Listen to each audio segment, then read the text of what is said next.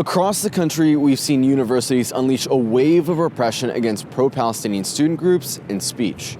In the last few weeks, several universities have banned Students for Justice in Palestine and Jewish Voice for Peace, two prominent pro-Palestinian student groups. We've also seen students disciplined merely for attending pro-Palestine protests, and schools adopting definitions of anti-Semitism that conflate anti-Zionism with anti-Jewish hatred. But in the last week, New York University committed one of the most blatant acts of repression yet when they suspended a freshman year student, stripped of her scholarships, barred her from getting off-campus housing, all for tearing down one of these. So just to get right into it, you tore down these Israeli propaganda posters that were posted on one of the NYU buildings, and someone filmed it. What happened after that? So after I was filmed tearing down these posters outside of Tisch Hall, a student at NYU circulated the video on social media, and she was calling for us to be doxxed. Shortly after, celebrities, public figures, and Zionist platforms with millions of followers were sharing our information publicly. The student also created a petition, which received over 10,000 signatures to call for the expulsion of everyone in the video. I faced relentless backlash from right-wing media and news outlets for weeks, most calling for me to be jailed, expelled, deported, assaulted, and to be sent to Gaza.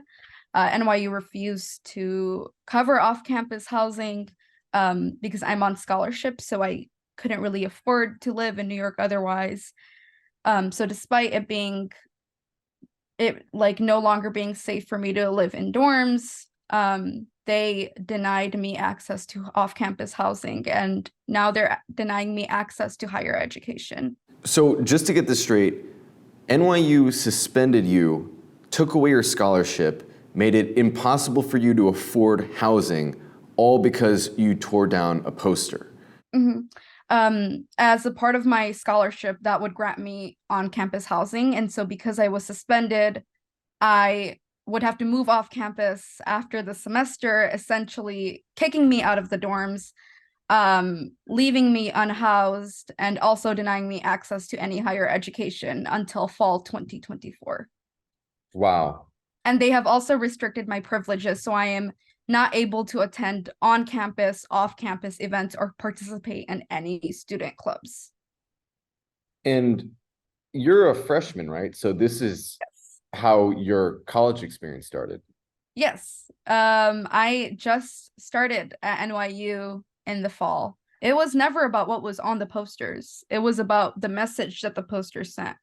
And they are used to justify the genocide that's happening in Gaza right now. After the public outrage, they were plastered 10 times the amount as they were during that video, where it covered the window of this NYU building. These were also unauthorized to be there. And after the public outrage, they started putting blades under the posters. And so people were recording and posting on social media that their hands were bleeding when they were tearing them down. The whole purpose of putting those was to agitate. It was to rile people up. There have been a lot of attacks on Palestinian student groups across the country, and a lot of these attacks haven't just been coming from the student bodies, but also from these outside entities. So can you speak to if any of these outside groups played a role in pushing this campaign against you? The biggest factor that led to this suspension, the decision, it was not made by students, it was not made by the Office of Student Code of Conduct, but rather it was made by these powerful, wealthy families, these powerful, wealthy institutions that have pressured NYU and have pressured NYU by demanding that their money would be pulled out if they did not. Under the petition that was calling for me to be expelled along with the other students, people said that they are pulling their donations if NYU does not take disciplinary measures against us. So it's clear that even NYU admits it, that relevant stakeholders and people with wealth and power are the reason why I was suspended. NYU has its own campus in occupied Palestine. They have a school named after Michael Steinhardt, who is vicious, and was one of the founders of Birthright. They also have a school named after the Tisch family, which they projected images of hostages onto our buildings after the posters were torn down. And they have donated a huge amount of money to this university. So we have Larry Fink, BlackRock CEO, on our board of trustees as well. And so it's a play of power here.